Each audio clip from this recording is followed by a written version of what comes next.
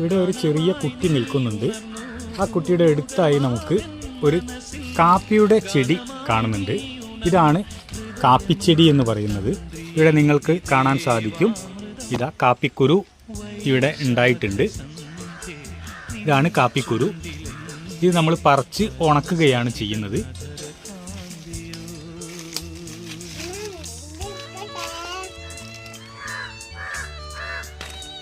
കാത്തു ഇത് പറിച്ചിട്ടുണ്ട്.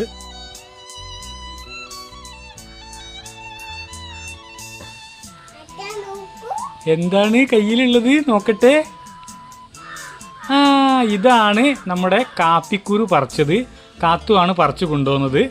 ഇനി നമുക്കത് ഉണക്കി, ഇപ്പം നമ്മൾ ഉണക്കി കഴിഞ്ഞ കാപ്പിയുടെ കുരുവാണ് ഈ കാണുന്നത്.